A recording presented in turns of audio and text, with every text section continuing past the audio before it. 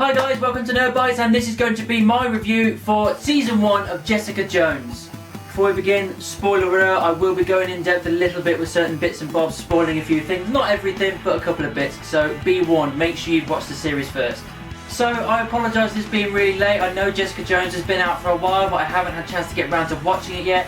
I've binge watched a few episodes in sections and finally got around to finishing it last night.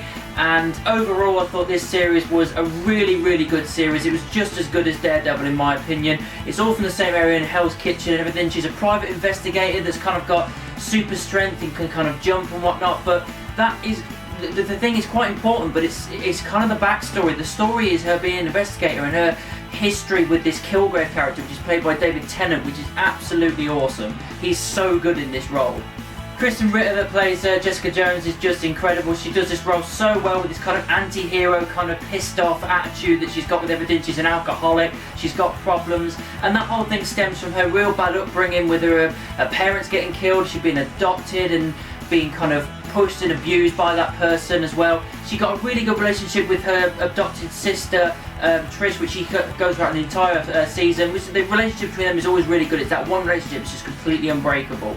And then she has this really bad history with this Kilgrave character that she used to be controlled by. That's right, Tennant's character Kilgrave can control people. He can tell them what to do and make them do it no matter what. And she ended up had been under his control a few years ago and ended up killing a woman, which ended up being Luke Cage's wife, and that whole thing plays into their relationship so well because they figure out early on that they both got superpowers. He's unbreakable skin and really strong, she's really strong, so they ended up, testing each other, a lot of it being sex-wise as well. There's a lot of sex and there's a lot of graphic stuff in this, violence, grit, dark. It's not a 12A, it's definitely a 15. It's really good the way they do it.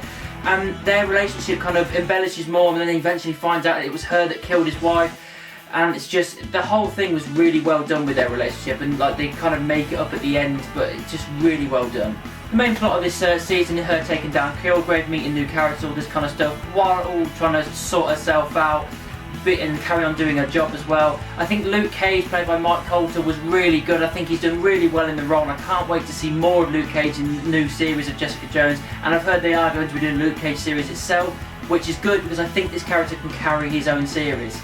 The one thing I really love about this series is how character driven it is. It's not full on action packed, it's not like an Avengers film, it's really stripped back. It really focuses on the characters and the problems that they're going through with this Kilgrave guy. They even have meetings with people that have been controlled by Kilgrave and they talk out their issues. That whole thing is just really poignant.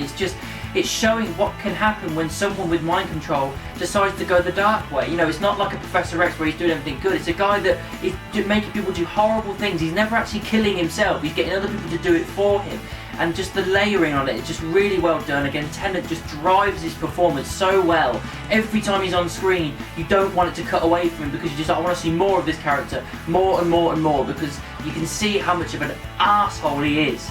The second to last episode as well was pretty awesome. When she thought she's got Kilgrave, she's about to make her move on him. He's been getting himself steadily more powerful, using his dad for his drugs and all this kind of stuff to enhance his basically his range of being able to control people. And he thinks, she finds out that she can't be controlled by him anymore. Then she tries to use that to advantage. He doesn't know it and kind of stuff. And it unfolds and she goes to confront him. And then at the last second, Luke Cage gets in the way and they get into a massive fight because he's controlling Luke Cage and has been constantly through that episode. It was just really awesome to see that happen. A massive fight between these two powerhouses. You transition into the finale, and the finale's not necessarily a big, kind of spectacle. It's still quite stripped back. The whole thing, they did a nice little crossover with Daredevil. The nurse that's in Daredevil, the black nurse, I can't remember her name, it escapes me. She ends up appearing in this when she's trying to save Luke Cage after she shoots him in the previous episode. And that's just played really nice. And for the finale, he's knocked out. He's out for the entire thing, which is good because I didn't want necessarily him to take over the last part of the episode because he's quite a strong character. It was a focus on her and Kilgrave, and that's exactly what it should have been. And it ended up being just like that. The finale was pretty well done. He thinks he's got control of her again with his stronger powers. He takes control of Trish, and he realises the one thing that she won't happen is anything bad happens to Trish. That's the one unbreakable relationship she's got. And he thinks he's got control of her, and he doesn't, and finally he grabs him by the throat and then just breaks his neck, and that's it, done. Kilgrave is dead. And it was a kind of awesome way to finish it off, really. The only thing I'm a little bit gutted about is that Kilgrave is dead.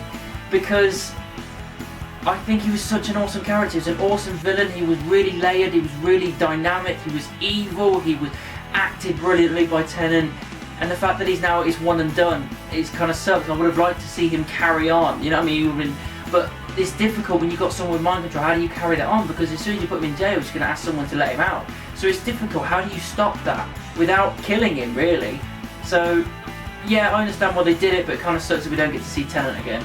Overall, I think this series was a real good series for Marvel, and I really enjoyed it. I think it's just as good as Daredevil.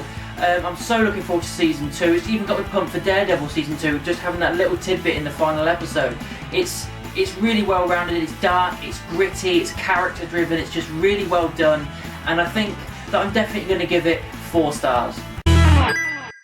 So that's what I thought of Jessica Jones. What did you think about it? Let me know down in the comments or send me an email. You can also find me in the various social media, Facebook, Twitter, Instagram and moviepilot.com. Just type in Nerd Bites anywhere and I'm sure you'll find me. And don't forget to like, subscribe and share my videos. And of course, keep it nerdy.